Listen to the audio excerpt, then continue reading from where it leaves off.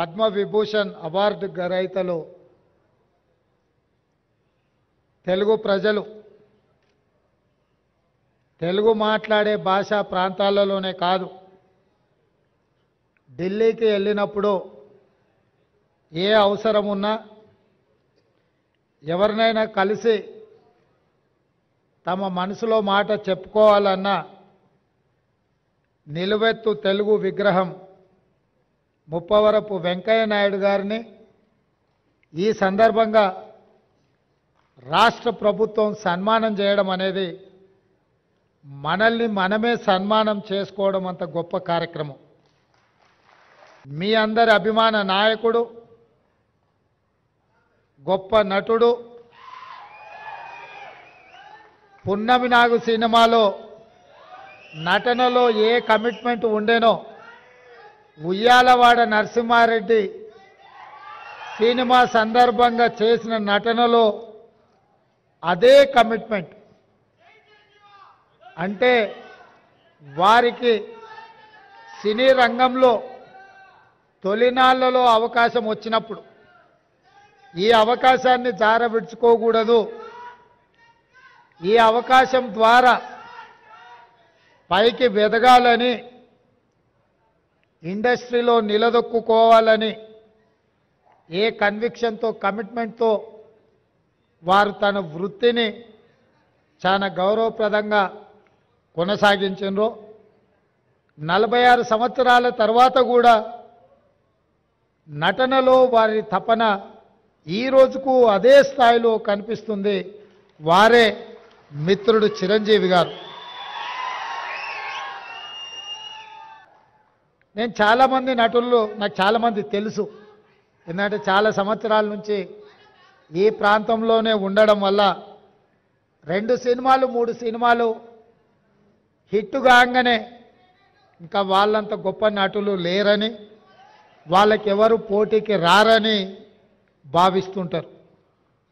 కానీ 150 పైచిలకు సినిమాలలో గొప్పగా రాణించి జాతీయ స్థాయిలో అంతర్జాతీయ స్థాయిలో గుర్తింపు పొందిన చిరంజీవి గారిలో ఈ రోజుకు ఆ కమిట్మెంట్ ఉంది. ఆ కమిట్మెంటే వారిని ఇంత గొప్పగా రాణించే అవకాశం కల్పించింది.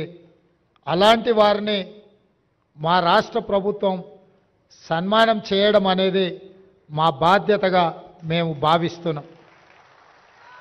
తెలుగువాడు ఎక్కడున్నా మనవాడే, ఏ ప్రాంతంలో ఉన్నా మనవాడే. ఈ దేశంలో హిందీ భాష తర్వాత అత్యధికంగా మాట్లాడుకునే భాష తెలుగు భాష. దేశంలో 2వ భాష అత్యధికంగా మాట్లాడుకునే భాష తెలుగు భాష.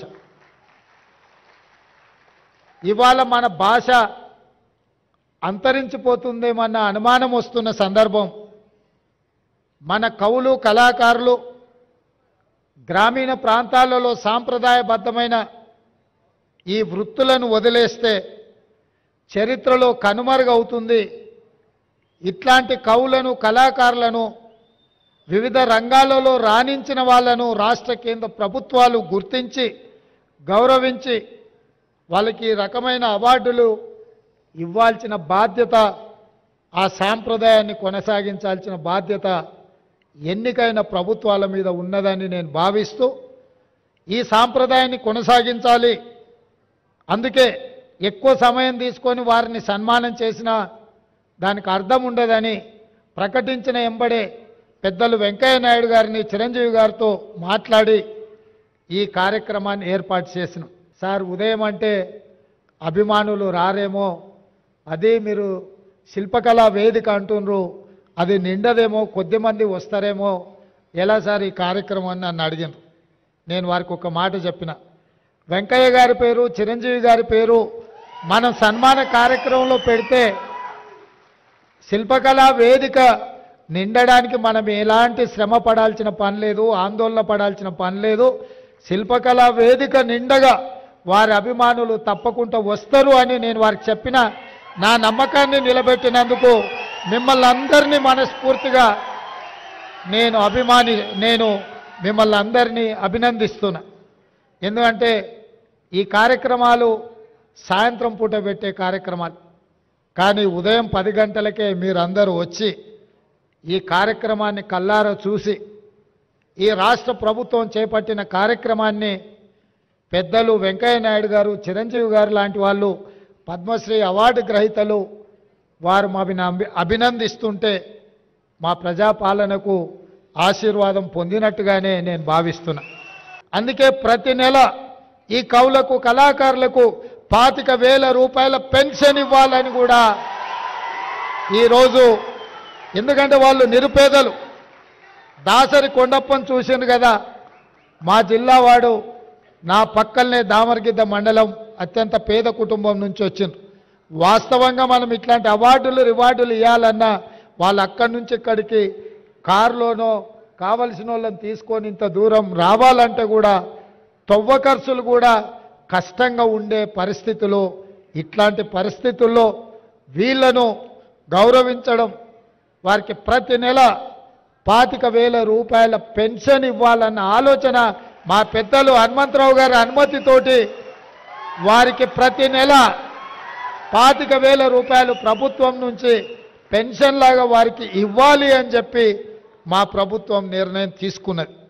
నాకు తెలిసి దేశం నలుమూలల రోడ్డు మీద ప్రయాణం చేసి ఎక్కువ సభలలో పాల్గొన్న నాయకులను ఒకవేళ లెక్కిస్తే వెంకయ్య నాయుడు గారే ముందు వరుసలో ఉంటారు, మొదట ఉంటారని నేను భావిస్తున్నా. వారు జీవితంలో ఏ ఒక్క రోజు కూడా విశ్రాంతి తీసుకున్నట్టు నాకు తెలియదు. దేశం నలుమూలల ప్రజా సమస్యల మీద వారు ఎన్ని వందల కిలోమీటర్లున్న రోడ్డు ప్రయాణం చేసి తప్పకుండా కార్యక్రమాలను పిలిచిన ప్రతి కార్యక్రమానికి సమయానికి హాజరవ్వాలన్న ఆలోచనతోటి వారు సేవలు అందించినరు.